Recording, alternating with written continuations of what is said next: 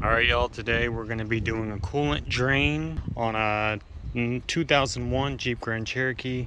This applies for $19.99 through 2004. Alright, first step first, we're going to just pop this sucker loose here.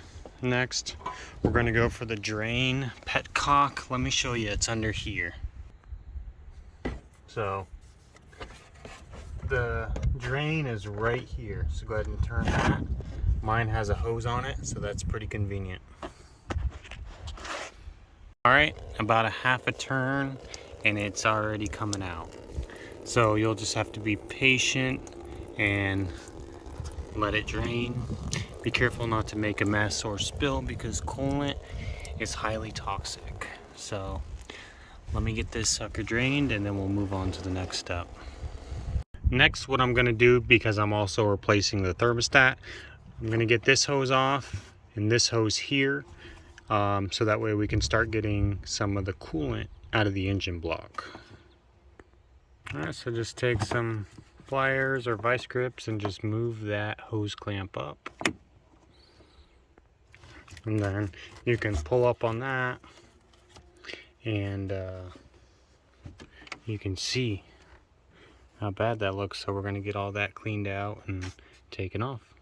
Go ahead and get you a flathead and take this clamp off here, and then we're going to need to also remove the coolant temp sensor. That's pretty easy to remove.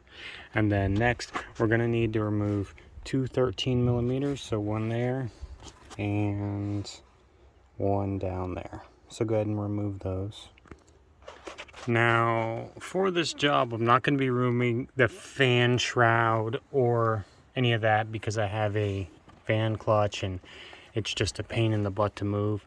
So what I'm going to do is remove this serpentine belt so I can get to that bottom bolt. So you'll just need a 1/2 inch ratchet, and then you can just push down on it and remove the belt. I'm just going to remove it right there so I can get to that bolt. So I just put it out of the way so I didn't completely remove it and have to reroute it later. Now we can get to that lower 13 millimeter bolt. Alright, now that my bolts are out, let's go ahead and pop this sucker loose. Oh my god. That looks horrible. Good thing we're in here, boys and girls, because I cannot allow that. Yikes. That's not good.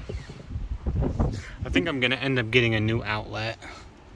I mean, the thermostat doesn't look horrible, but I'm going to go ahead and get my drip pan out because that's probably going to spill some out, and then we'll get to cleaning this up.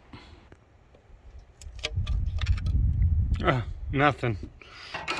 That's a surprise.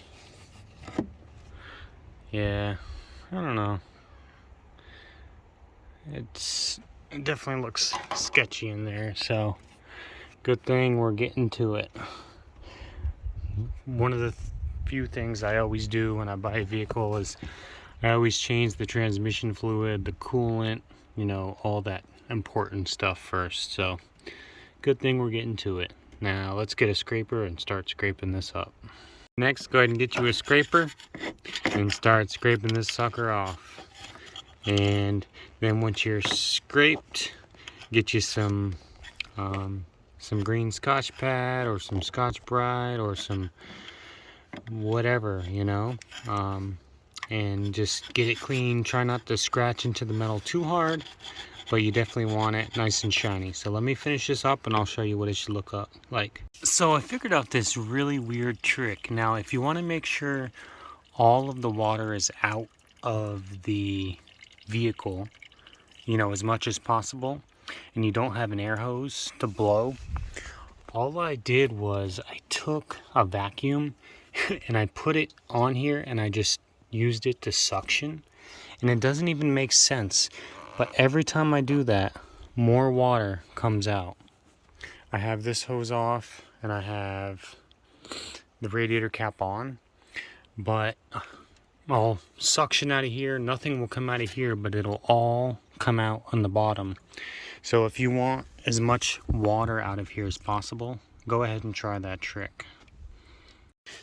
Scrub a dub dub. Make sure to get her good.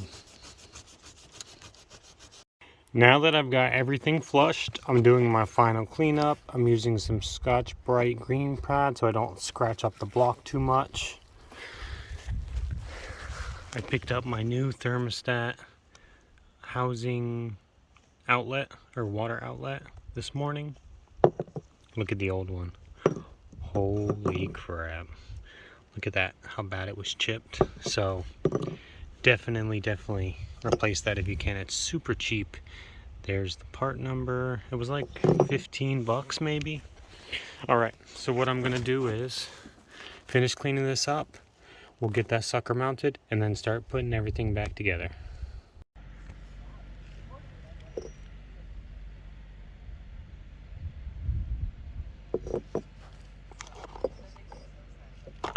All right, once everything's cleaned up, go ahead and set your thermostat in place, just like so.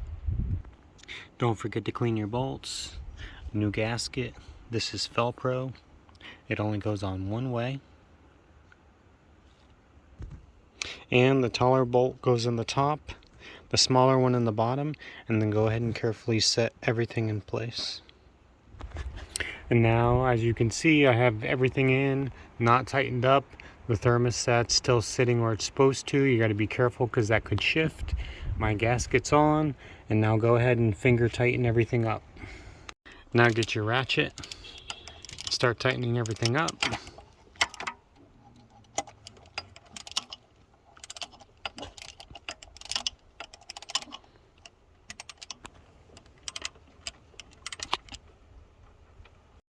Now that those are tightened up, get your coolant temp sensor hooked back up.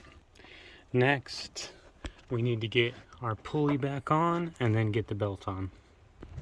And the way I get this belt on and off is I have a 3/8 ratchet with the 1-inch adapter, and then I just get it on there, push down, and this belt goes on extremely easy. So, just in case you needed a tip.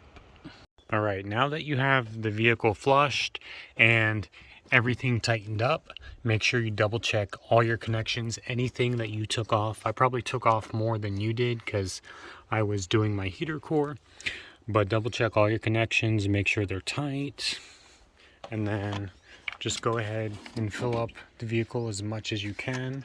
I'm using this here, and then what we're gonna do is I'm gonna leave my cap off because I know it needs to take more. I just need to get the engine running. So go ahead and start up your vehicle.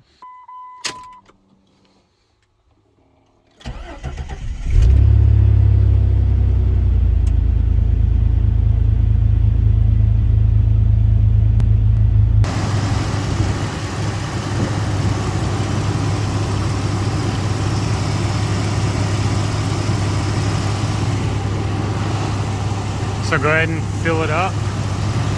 The reason I'm doing it with the cap off is because my whole system was empty, including my heater core. And I knew it only took 1 gallon, so I knew it was a little low. So I wanted to not let the system get hot before I was able to fill it all up. I have my heater on full blast, and as you can see, she's running a little cool. So now we just play the waiting game, let it idle, and then at one point we'll turn it off and then let it cool down so we can check it.